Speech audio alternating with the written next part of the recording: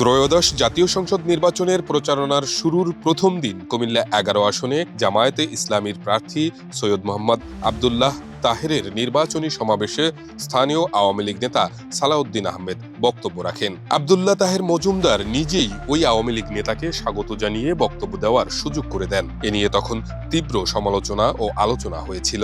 আমাদের চৌদ্দগ্রামের সাবেক এমপি, বর্তমান বাংলাদেশ জামায়াতে ইসলামের নায়েবে আমির, আপনারা দেখতেছেন টিভিতে, খবরে শুনতেছেন, উনি বর্তমানে মিটিং করেন প্রধান উপদেষ্টার সাথে, উপদেষ্টা পরিষদের সাথে। সুতরাং আপনারা সবাই নিজেরাই বুঝে শুনে আপনাদের ম্যান্ডেট দেবেন, আপনাদের রায় দেবেন। এবার সেই আওয়ামী লীগ নেতা একই আসনে বিএনপি প্রার্থী কামরুল হুদার নির্বাচনী জনসভায় উপস্থিত হয়ে বিএনপিতে যোগ দিয়েছেন। এ সময় তাকে ফুলের মালা পরিয়ে বরণ করে নেওয়া হয়। আওয়ামী লীগ নেতার দাবি, তিনি আগে বিএনপি করতেন, এখন ঘরের ছেলে ঘরে ফিরে এসেছেন। পাগল হয়ে যাবি।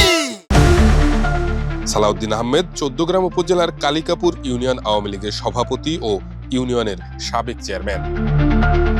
গতকাল রবিবার বিকেলে চৌদ্দগ্রাম মিয়াবাজার লতিফুন্নেসা উচ্চ বিদ্যালয় মাঠে বিএনপি প্রার্থী কামরুল হুদার সমর্থনে নির্বাচনী সমাবেশে ফুলের মালা পরিয়ে ওই আওয়ামী লীগ নেতাকে বরণ করে নেওয়া হয়। এরপর মঞ্চে ঘোষণা করা হয়, ঘরের ছেলে ঘরে ফিরে এসেছে। পরে প্রায় 5 মিনিট বক্তৃতা করেন সালাউদ্দিন।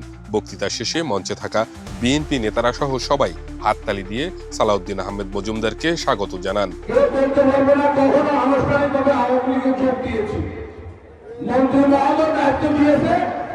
আমি বলছি, আমি আপনারা জানেন, সবাই জানে, আমি বিএনপির রাজনীতির সাথে জড়িত। যে দায়িত্ব দিচ্ছেন, কালিকাপুরে তখনের বর্তমান চেয়ারম্যান ছিল বিবি মাহবুব মজুমদার, সে সহযোগিতা না করলে আমার পক্ষে দায়িত্ব পালন করা সম্ভব হবে না।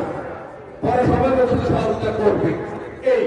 খোঁজ নিয়ে জানা গেছে, গত বছরের 15ই ফেব্রুয়ারি চৌদ্দগ্রাম উপজেলার মিয়াবাজার এলাকা থেকে সালাউদ্দিন আহমেদকে গ্রেপ্তার করে চৌদ্দগ্রাম থানা পুলিশ। এর কিছুদিন পর দুজন জামিনে মুক্তি পান। বর্তমানে তারা এলাকায় প্রকাশ্যে আছেন।